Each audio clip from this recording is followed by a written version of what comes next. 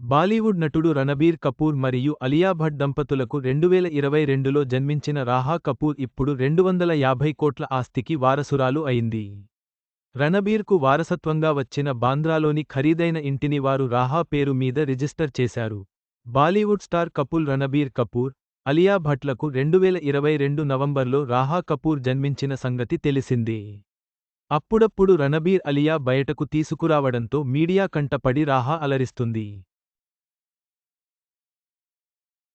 తాజాగా రాహా కపూర్ పేరు వార్తల్లో నిలుస్తుంది.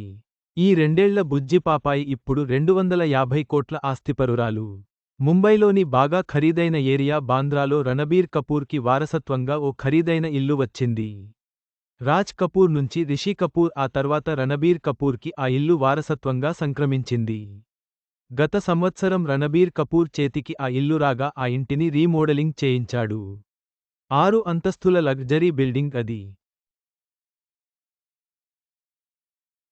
రీమోడలింగ్ తర్వాత దాని ప్రస్తుత విలువ 250 కోట్లు అని సమాచారం. 6 ఏళ్ల ప్రేమ.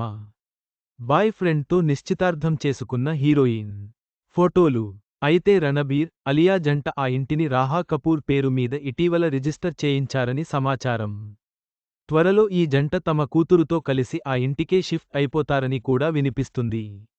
ఆ ఇల్లు రణబీర్ కుటుంబ వారసత్వానికి గుర్తు. అలాంటి ఖరీదైన ఇంటిని తన కూతురి పేరు మీద అప్పుడే రిజిస్టర్ చేయించడంతో అంతా షాక్ అవుతున్నారు. దీంతో రెండేళ్ల రాహా 250 కోట్లకు వారసురాలు అనే వార్త వైరల్గా మారింది.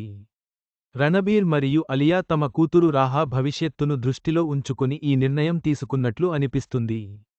250 కోట్ల ఆస్తితో రాహా భవిష్యత్తు సురక్షితంగా ఉంటుందని అభిమానులు భావిస్తున్నారు.